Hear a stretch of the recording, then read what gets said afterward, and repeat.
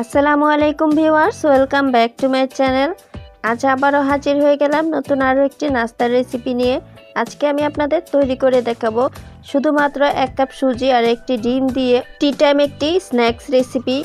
প্রথমে একটা মিক্সিং বোলে নিয়ে নিয়েছি একটা ডিম। আপনারা চাইলে কিন্তু এখানে 2টা ডিম দিয়েও এই রেসিপিটা তৈরি করতে পারেন। এরপর এখানে দিয়ে দিচ্ছি 1/3 কাপ চিনি, দিয়ে দিচ্ছি স্বাদ মতো লবণ। এখন একটা হ্যান্ড উইক্স দিয়ে চিনি আর ডিমটাকে ভালোভাবে বিট করে নিব, যতক্ষণ পর্যন্ত চিনিটা গলে ডিমের সঙ্গে মিশে না যায় ততক্ষণ পর্যন্ত এই চিনিটাকে আর ডিমটাকে বিট করে নিতে হবে। দেখতেই পাচ্ছেন আমি কিভাবে ডিমটাকে বিট করে নিচ্ছি। ডিমের মধ্যে কিন্তু একটা ফুমি ফুমি ভাব চলে এসেছে। এখন এখানে দিয়ে দিচ্ছি 1/2 চা চামচ ভ্যানিলা এসেন্স। আপনারা চাইলে এখানে এলাচির গুঁড়াও ব্যবহার করতে পারেন। আবারও হ্যান্ড উইক্স দিয়ে ভালোভাবে মিক্স করে নিচ্ছি। এখন এখানে দিয়ে দিচ্ছি 1 কাপ সুজি। সুজিটা দিয়ে আমি হ্যান্ড উইক্স দিয়ে ভালোভাবে ডিমের সঙ্গে সুজিটাকে মিশিয়ে নিব। এই পর্যায়ে কিন্তু আমি হাত দিয়ে মিক্স করব। এখন আমি হ্যান্ড উইক্সটাকে সরিয়ে নিলাম। হাত দিয়ে মতে মতে কিন্তু একটা ডো তৈরি করে নিতে হবে। এখানে আমি 1/2 কাপ ময়দা নিয়েছি। অবশ্যই এখানে ময়দাটা ব্যবহার করতে হবে, এতে করে ডোটা কিন্তু অনেক বেশি স্মুথ হবে। তো একটু একটু করে ডোয়ের মধ্যে আমি ময়দাটা দিয়ে দিচ্ছি। তো সুজির ডোটা কিন্তু আমার তৈরি হয়ে গেছে। দেখতেই পাচ্ছেন ডোটা কিন্তু অনেক বেশি সফট হয়েছে।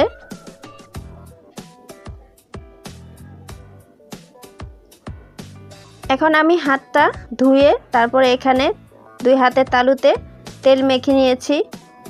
এখন কিছুটা সুজির মিশ্রণ আমি হাতে নিয়ে এভাবে গোল করে শেপ দিয়ে দিচ্ছি। তারপরে 2 হাতের তালুতে রেখে গোল করে নিচ্ছি। তারপর একটা চাপ দিয়ে দিচ্ছি। দেখেই বুঝতে পারছেন আমি কাজটি কিভাবে করছি। এখন একটা ছুরি দিয়ে তারপরে আমি ডিজাইনগুলো করে নিচ্ছি। আমি আরও একটা দেখিয়ে দিচ্ছি আপনাদের। আরও কিছুটা মিশ্রণ আমি হাতে নিয়ে নিলাম, গোল করে দিচ্ছি। তারপর 2 হাতের তালুতে রেখে ঘুরিয়ে ঘুরিয়ে গোল করে নিয়ে তারপর একটা চাপ দিলেই কিন্তু নাস্তার ডিজাইনটা খুব ইজিলি হয়ে যাবে। এখন এই ছুরিটা দিয়ে আবারও আমি ডিজাইনগুলো করে নিচ্ছি। আপনারা আপনাদের পছন্দ মতো যে কোনো ডিজাইনের করে নিতে পারেন। তো এইভাবেই কিন্তু আমি সবগুলো নাস্তা তৈরি করে নিব। এখানে কিন্তু আমি অনেকগুলো নাস্তা তৈরি করে নিয়েছি, বাকিগুলোকেও তৈরি করে নিব একইভাবে। এরপর এগুলোকে ভাজতে চলে যাচ্ছি।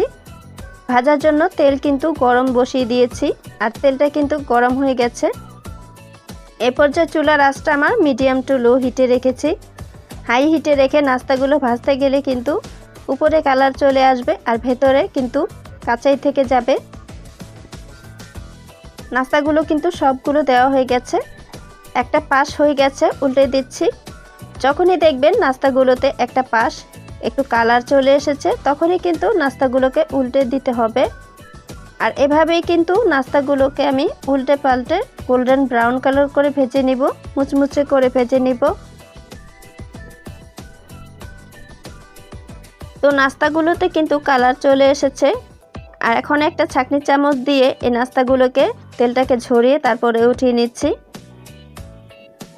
একইভাবে আমি বাকি নাস্তাগুলোকেও ভেজে নিব, তারপর আপনাদের পরিবেশন করে দেখিয়ে দিচ্ছি। এই তো দেখতেই পাচ্ছেন সবগুলো নাস্তা কিন্তু আমার ভাজা হয়ে গেছে। মাশাআল্লাহ, নাস্তাগুলোতে কিন্তু খুবই সুন্দর একটা কালার এসেছে। একটা আপনাদের ভেঙে দেখাচ্ছি এটার ভেতরের সাইডটা কেমন হয়েছে। দেখতেই পাচ্ছেন নাস্তাগুলো কিন্তু খুবই সুন্দর লাগছে দেখতে।